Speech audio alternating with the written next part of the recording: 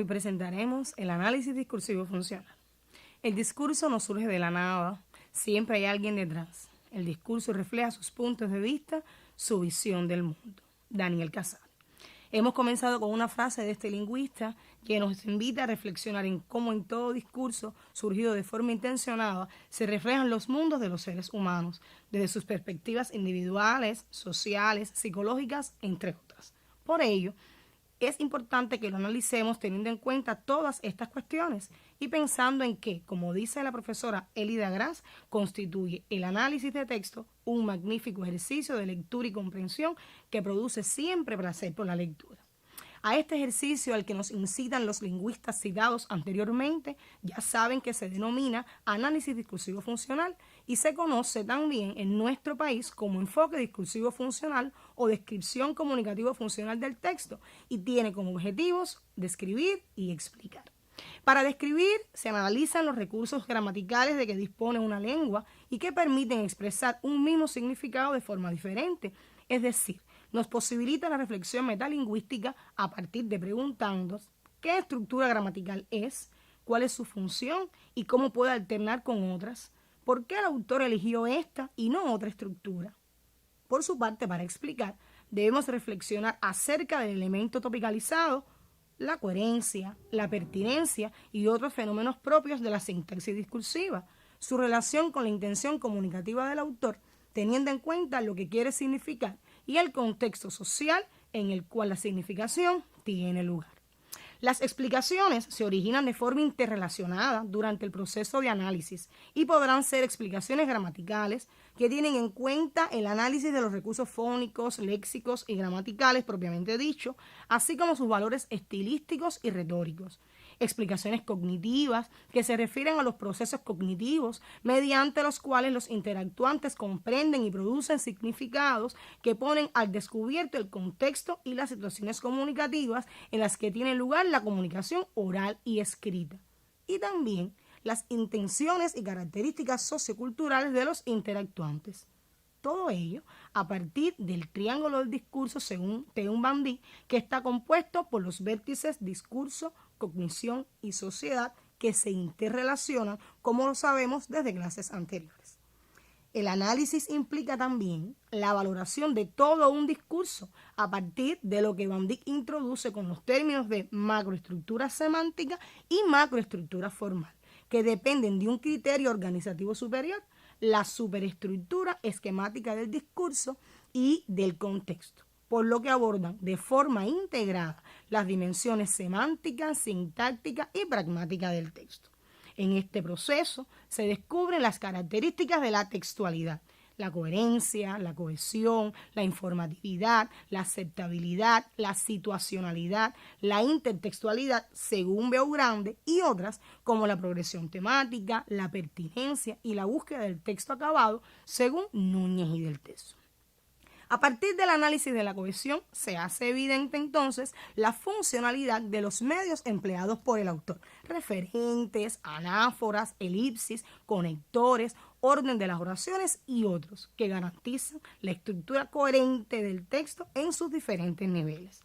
Otro elemento necesario relacionado con el análisis discursivo funcional es su asunción desde el enfoque cognitivo, comunicativo y sociocultural de Angelina Romeu, en el cual descansa en tres componentes funcionales: la comprensión, la construcción y el análisis, que se interrelacionan a partir de la jerarquización de uno y subordinación de los otros dos, y que tiene como principios metodológicos el principio de la orientación hacia un objetivo, el principio de la selectividad en el análisis y el principio de la enseñanza del análisis. Para la comprensión, análisis y construcción de discursos es necesario sistematizar algunas operaciones en las que se integran de forma coherente las dimensiones del discurso y que desde la aplicación del método discursivo funcional están contenidas en tres fases fundamentales: la fase introductoria, la fase de comprensión y análisis y fase de construcción de nuevos discursos. A continuación, vamos a presentar las operaciones contenidas en cada una de las fases que te pueden servir de guía. En la fase introductoria vamos a leer el texto seleccionado de forma oral y en silencio, identificar el tipo de texto a partir del código, la forma locutiva, la función, el estilo, esclarecer las incógnitas léxicas, es decir, las palabras desconocidas, y por último, ubicar el texto y su autor en el contexto histórico. Asimismo, en la fase de comprensión y análisis, las operaciones van dirigidas a dividir el texto en partes lógicas, a identificar las palabras clave, las redes de palabras, los pronombres, los deícticos, los conectores y otras estructuras léxicas y gramaticales empleadas intencionalmente por el autor y su relación con la intención comunicativa de éste. Asimismo, aplicar estrategias de inferencia, teniendo en cuenta la intención comunicativa del autor, las causas y consecuencias del texto, entre otras. Explicar la funcionalidad de dichas estructuras en el texto a partir de lo que se significa y el contexto en el que se significa. Identificar en el texto las características de la textualidad como la coherencia, la cohesión, la progresión temática, la pertinencia, el cierre semántico, la intertextualidad y otras. Extraer las ideas principales y secundarias, los modelos de progresión temática empleados por el autor, la coherencia, la pertinencia, el cierre semántico, entre otras. Elaborar nuevas proposiciones a partir del pensamiento inferencial y atribuirle significado al texto.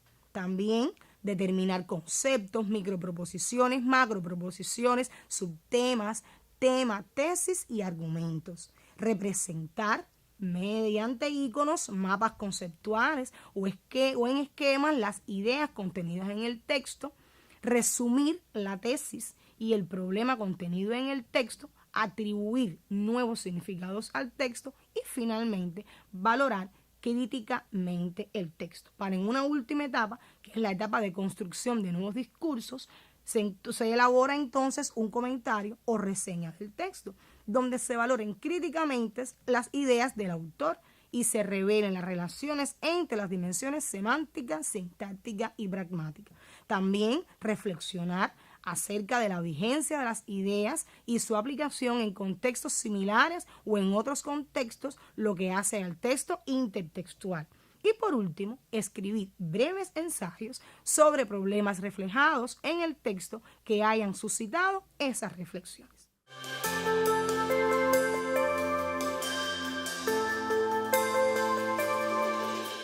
Es importante destacar también que a pesar de que el análisis discursivo funcional no responde a un esquema rígido, estas tres fases permiten la organicidad lógica de las ideas que luego se plasman en los comentarios que se redactan. Por último, hay que tener en cuenta la enseñanza del análisis, pues lo más importante es que todo lector pueda atribuir significado a partir de profundizar en el análisis de sus dimensiones, la verdadera comprensión de lo leído. Y esto lleva a conclusiones, valoraciones críticas, a emitir juicios sobre la obra del autor.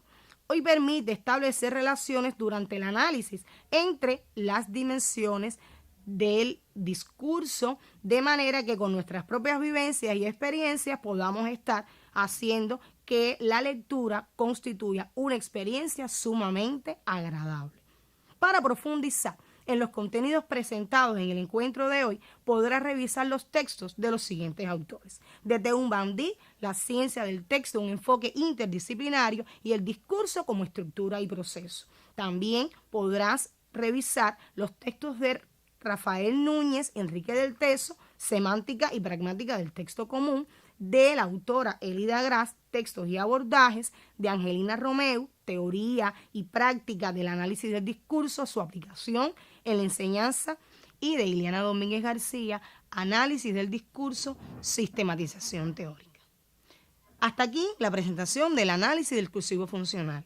Esperando que te haya sido útil, te sugerimos que continúes profundizando en el tema con la bibliografía presentada y te prepares para comenzar a analizar dentro de la diversidad discursiva muchos discursos para que te permitas adentrarte en los universos individuales de los hablantes que producen sus actos comunicativos.